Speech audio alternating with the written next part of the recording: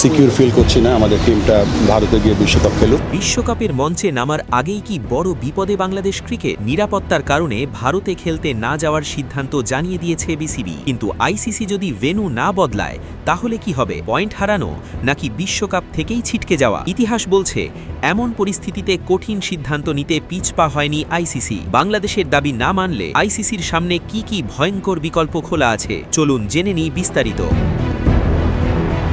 আসন্ন টি-20 বিশ্বকাপকে কেন্দ্র করে নতুন এক অনিশ্চয়তার মুখে বাংলাদেশ ক্রিকেট। নিরাপত্তাজনিত কারণে ভারতে দল পাঠাবে না এমন সিদ্ধান্ত ইতোমধ্যেই আন্তর্জাতিক ক্রিকেট কাউন্সিলকে জানিয়ে দিয়েছে বাংলাদেশ ক্রিকেট বোর্ড বিসিবি। একই সঙ্গে ভারতের বাইরে বাংলাদেশের ম্যাচগুলোর ভেন্যু সরিয়ে নেওয়ার জন্য আনুষ্ঠানিক আবেদনও করেছে বোর্ড। এই আবেদনের বিষয়ে প্রাথমিকভাবে ইতিবাচক মনোভাব দেখিয়েছে আইসিসি। ক্রিকবাজ জানিয়েছে বাংলাদেশের ম্যাচগুলো ভারতের বাইরে আয়োজনের সম্ভাবনা উড়িয়ে দিচ্ছে না বিশ্ব ক্রিকেটের সর্বোচ্চ নিয়ন্ত্রক সংস্থা।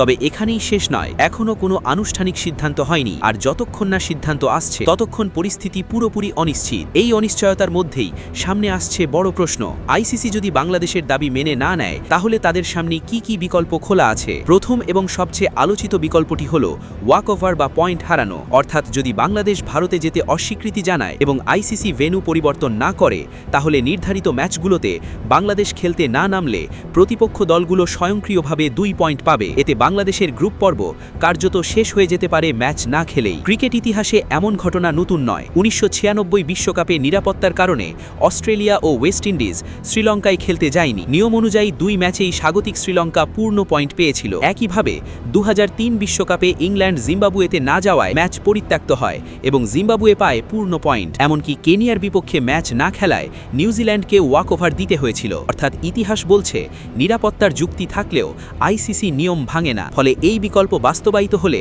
বাংলাদেশকে চরম মূল্য দিতে হতে পারে। দ্বিতীয় এবং সবচেয়ে ভয়াবহ বিকল্পটি হল বিশ্বকাপ থেকে বাংলাদেশের বাদ পড়া। যদি আইসিসি মনে করে যে পরিস্থিতি টুর্নামেন্টের কাঠামো ও সময়সূচির জন্য মারাত্মক বাধা হয়ে দাঁড়াচ্ছে তাহলে তারা বাংলাদেশকে পুরো টুর্নামেন্ট থেকেই বাদ দেওয়ার সিদ্ধান্ত নিতে পারে। এমন নজিরও আছে।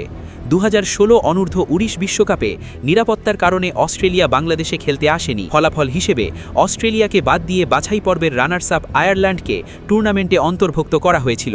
অর্থাৎ বড় নাম বা শক্তিশালী দল কিছুই তখন বিবেচনায় আসেনি। বর্তমান সূচি অনুযায়ী বাংলাদেশের 4টি গ্রুপ ম্যাচই ভারতের মাটিতে হওয়ার কথা। এর মধ্যে 3টি ম্যাচ কলকাতার ঐতিহাসিক ইডেন গার্ডেন্সেল এবং একটি ম্যাচ মুম্বাইয়ের ওয়াংখেড়ে স্টেডিয়ামে। টুর্নামেন্ট শুরু হতে সময় হাতে মাত্র 1 মাস। এই অল্প সময়ের মধ্যে ভেন্যু বদলানো মানে বিশাল লজিস্টিক চ্যালেঞ্জ, যার মধ্যে রয়েছে বিমান টিকিট, হোটেল বুকিং, সম্প্রচার ব্যবস্থা ও অন্যান্য দলের প্রস্তুতি। এই কারণেই আইসিসির সিদ্ধান্ত সহজ হবে না। একদিকে বাংলাদেশের নিরাপত্তার দাবি, অন্যদিকে পুরো বিশ্বকাপের কাঠামো ও সময়সূচি, দুটোর ভারসাম্য রক্ষা করাই এখন সবচেয়ে বড় চ্যালেঞ্জ। সবশেষে বলা যায়, বাংলাদেশের দাবি মানা হলে যেমন নতুন নজির তৈরি হবে, তেমনি না মানলে সামনে রয়েছে ভয়ঙ্কর 2 পরিণতি, পয়েন্ট হারানো অথবা বিশ্বকাপ থেকে বিদায়। এখন দেখার বিষয় আইসিসি কোন পথে হাঁটে এবং সেই সিদ্ধান্ত বাংলাদেশ ক্রিকেটের ভবিষ্যতে কতটা বড় প্রভাব ফেলে।